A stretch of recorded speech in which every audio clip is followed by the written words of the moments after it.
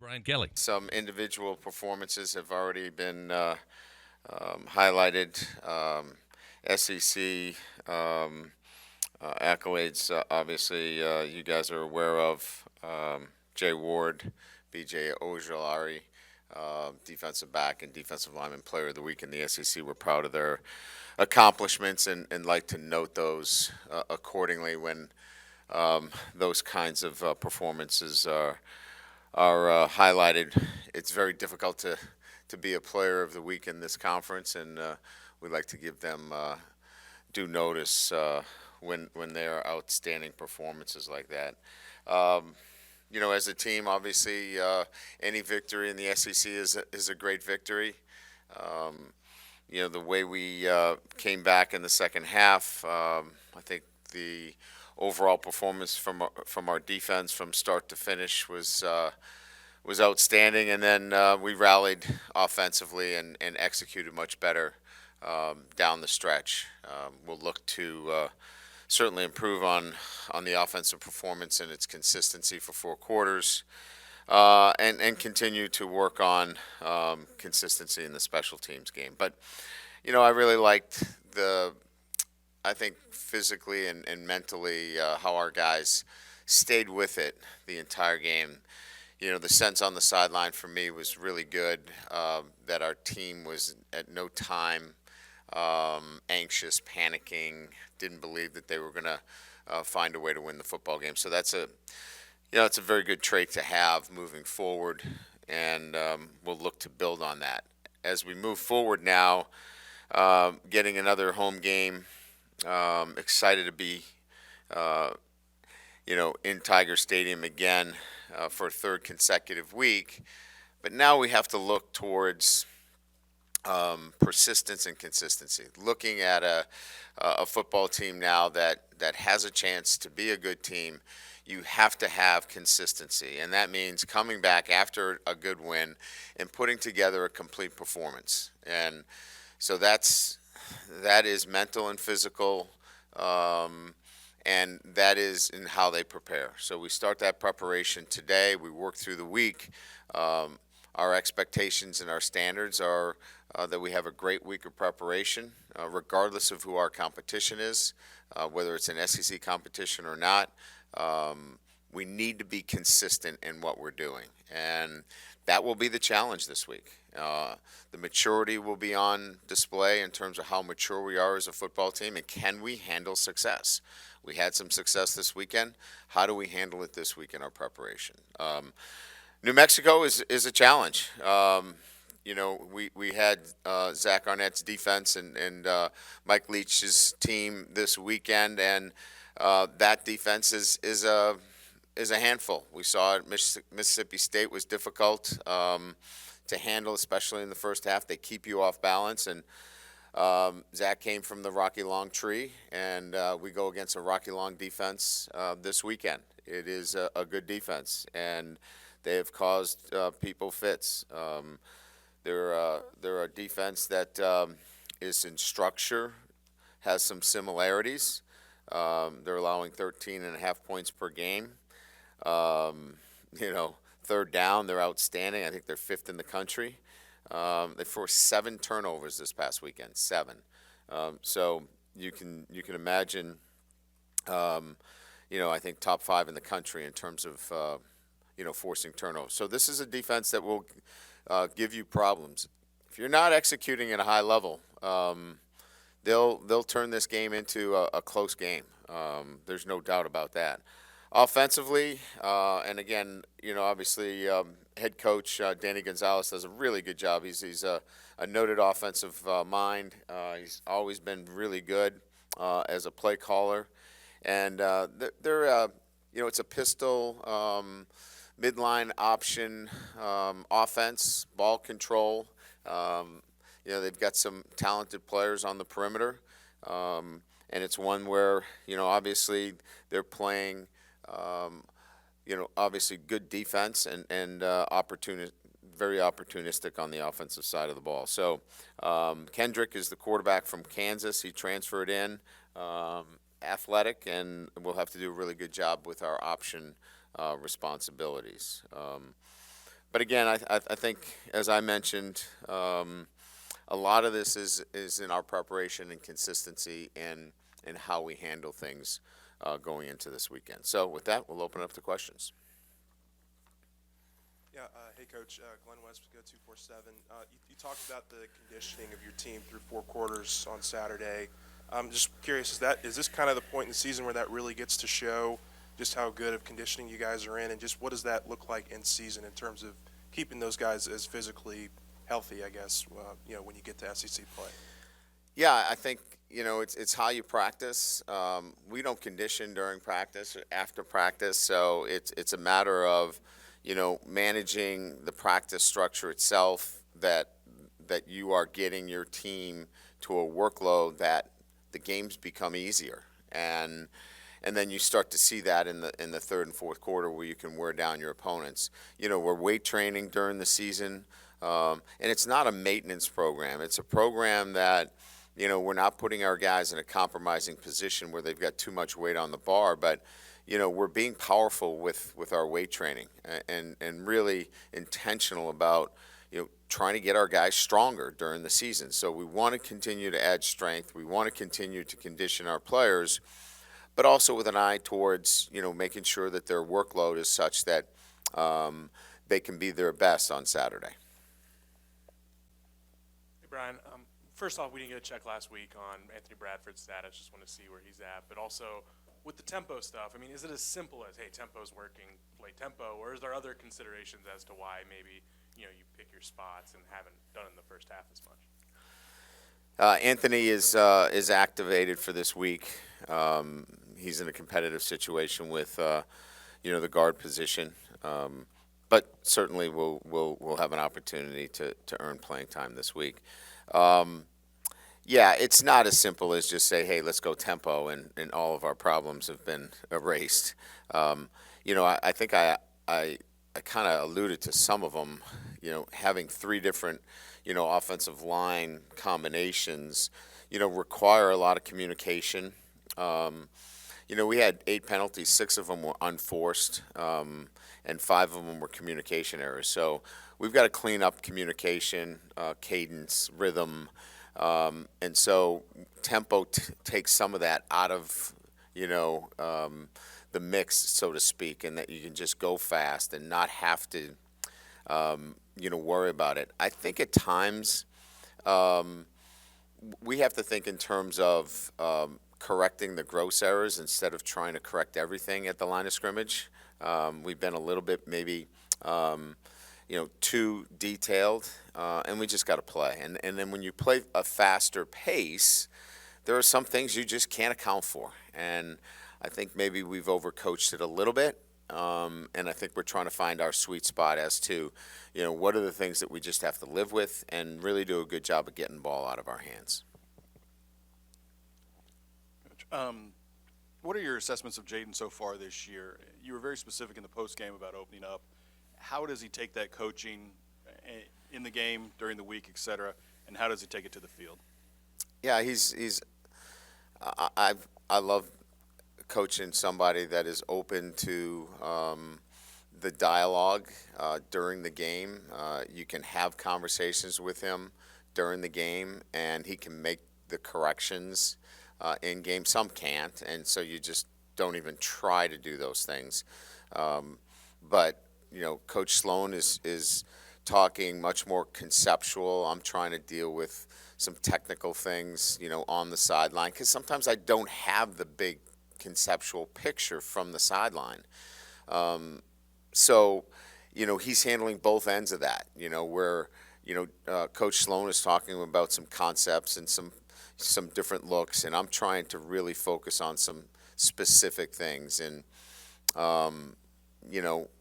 I think that that's worked out pretty good, and he handles both of those conversations really well. Right on your left. How did Emory Jones do in his first start? Are you still rotating on the offensive line? I would say that he exceeded expectations. Look, he's not going to be perfect, but he's active. He's got great feet, and he is a great open field tackler.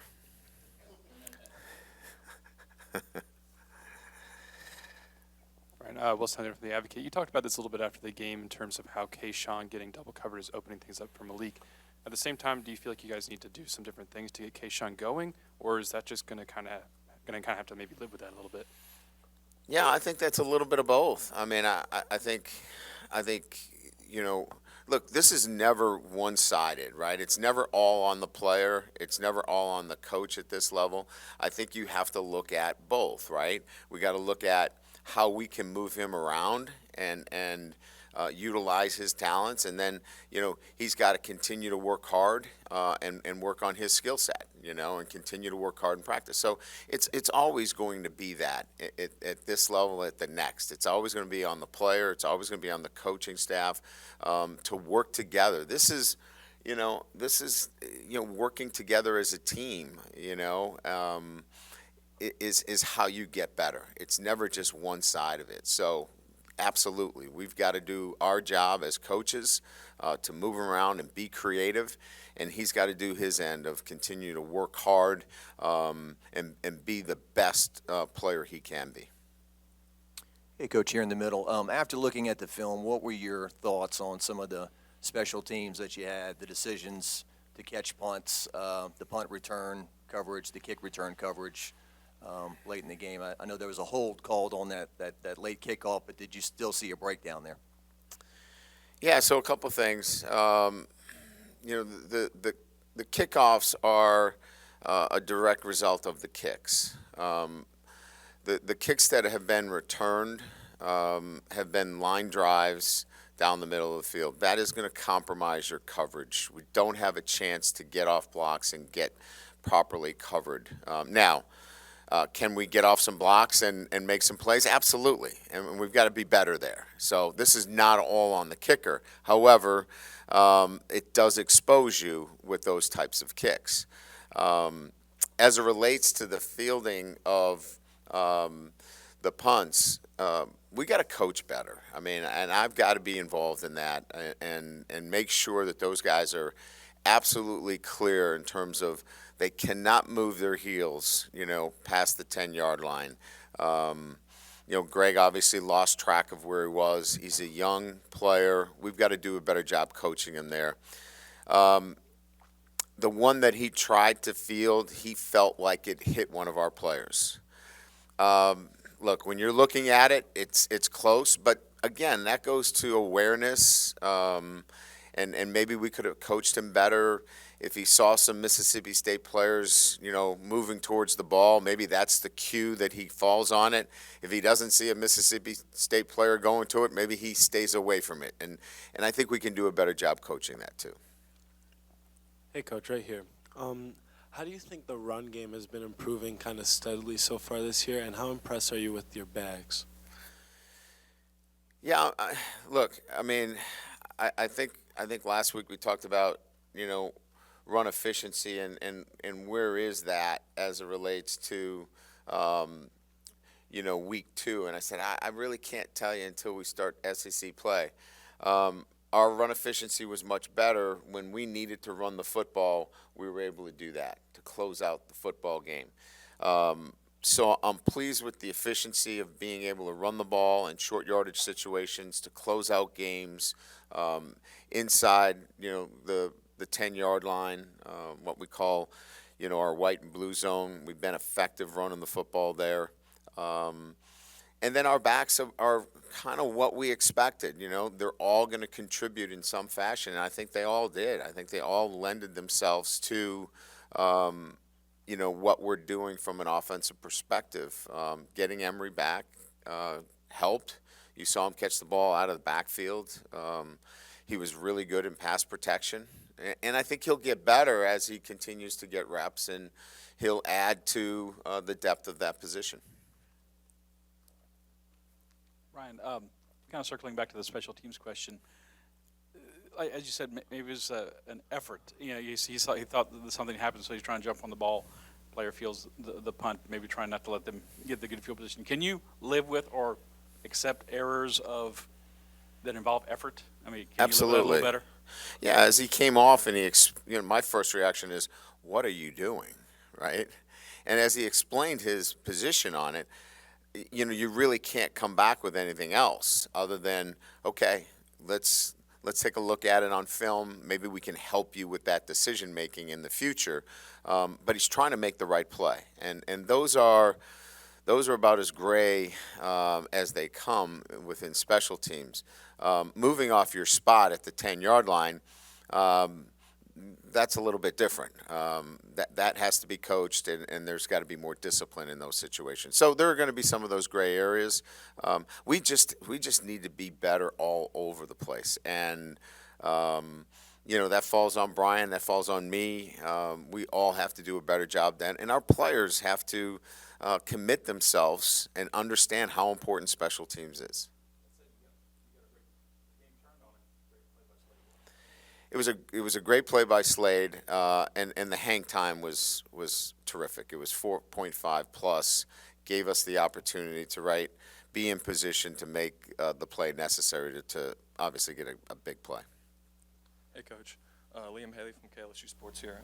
With how well Howard Perkins played as an edge rusher on Saturday, can we expect him to see a bigger role for him, let's say in edge rushing or blitzing in general? Yeah, I think there's a role for him. Certainly, he adds, you know, something to our pass rush, and you know, we certainly saw that. That's why he, you know, got the opportunity to play out on the edge a little bit, and you saw him inside with some blitzing inside. I think we found a niche for him in terms of where he can help us, and I would say that you're accurate in that he can continue to evolve into that position. Now, is he going to beat out B.J. Ojolari at that position? I don't think so. But he certainly can lend some support to that position and certainly some dime and nickel packages. We've seen some personnel adjustments on defense, some schematic different looks. How would you assess the job Matt and his staff are doing, kind of developing this defense as the season unfolds? Yeah, I mean, I think the ability to, you know, put the pieces in place, you know, moving Jay down has obviously benefited us greatly. Greg going back to the safety position has added a communication level that's really benefited us greatly. I think that in itself has solidified the back end for us. We've been able to rotate in corners and give guys the necessary rest in that end of things. So, and then we're mixing things up. You know, we're not lining up with one post safety the whole time. I mean, we're lining up and showing one post and playing too high and vice versa. So, I think schematically we're where we need to be. You know, the nature of having a guy like B.J. Ojolari and Ali Gay, where you can play 4 down and 3 down and not change personnel, is quite difficult sometimes. And we saw that against a very veteran and skilled offense. Quite frankly, they didn't know what they were getting from snap to snap. Hey, Coach, Jace Lejeune from Gridiron Football. I was just going to ask you about Malik Neighbors and just what can you say about his mentality just from the first game coming off of, you know, the 2 punts against Florida State, and then just actually translating that and making some huge plays for y'all down the stretch against Mississippi State, especially in the 3rd and 4th downs. Yeah, I mean, it's, you know, I think we hear this all the time, and that he has he's been able to focus and refocus. He's been able to, you know, move on to the next play, and that is a great quality to have, especially in the game of football. You're going to have some adversity, and he's had it. He's dealt with it, and he's moved on, and he's stronger for it. He's been really good. We've seen his ability to make dynamic plays for us on the offensive side of the ball, and I just think from that perspective, he's really grown. Coach, what was your evaluation of Brooks and Ward making that switch in the secondary? And then do you have any update on Ward after taking that little knock after the interception? Yeah, we were looking for better communication. And, you know, Jay is a very active player, physical player. We saw that, you know, with the play this weekend. Greg is too, but, you know, Greg is veteran player that is used to playing back at that safety position and a very good communicator. So it was just getting to know our personnel better and really plugging them in where we felt that we would be, better served, whether it was, on the offensive line, whether Frazier's a guard, whether he's a tackle, whether Emory Jarvis is better at guard or tackle. We're just trying to get to know our personnel and find out what the best lineup is, and that was kind of, what that was. Yeah, I mean, he was a little banged up, but, we expect to have him for this weekend. Brian, ideally, do you want Jaden Daniels to run less, or are you okay with him taking on that much of a workload running the football? Yeah, I mean, I think when we evaluate when he runs, we want to see that if it was within the progression and it was a really good coverage, or maybe that play wasn't great against this coverage, or we got beat at the a particular position and he got flushed, versus you turn down a potential high-low read and you took off, right? And so that's what we're trying to evaluate, and it's really a little bit of both. I think there's still growth there where we can stay a little bit more patient and a little bit more locked in on the progression, and then there are sometimes the really dynamic runs that there was just nothing there and he made something happen. So you want to be careful where you go, hey, you're running too much, and then when he needs to be dynamic, he's not. So we have to be very careful. And along the way, keep coaching him to really do a great job of getting through his progressions and seeing the things necessary that allows us to be balanced in both. Brian, obviously you were really high on Mason Taylor in the preseason. Just how would you evaluate what he's done so far? What is it kind of about him and his skill set that's allowed him to play and sort of take over that role as a freshman? I think he's very confident in his ability, so I think it starts with confidence first. I think second, it's a pass-catching tight end, a guy that has really good hands, his ability to run after the catch, extremely athletic. So I think it's skill set, confidence, and he's put on the necessary size to, go into traffic and make some plays. We didn't find him very well on Saturday. Maybe a couple of freshman mistakes. He stepped out of bounds on an arrow route where, he needs to know where he is. But, those, I'm okay with those. That's a learning curve. And those are great opportunities to point out to a freshman that he's not going to make that same mistake twice. But I would say confidence and then just the physical attributes that he has. Hey, Coach, down here. I was sort of curious as to how do you think John Emery sort of fared in his first game back, and how was he feeling sort of after the game after not having played for over a year? He was elated after the game that he actually played football for the first time in a long time. He was sore, he was tired, and I think he had all the feelings that he remembered in playing. So I think the post was really good. He was really nervous going in.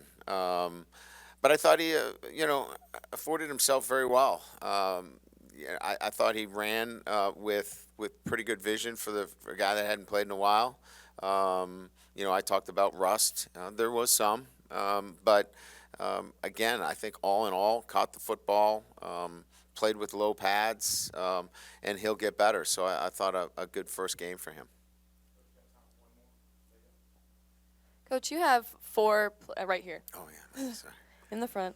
You have 4 place kickers on your roster. How have you seen the recruiting landscape for kickers change over the years, and have you ever changed kickers mid-season? I think I have changed kickers in mid-season.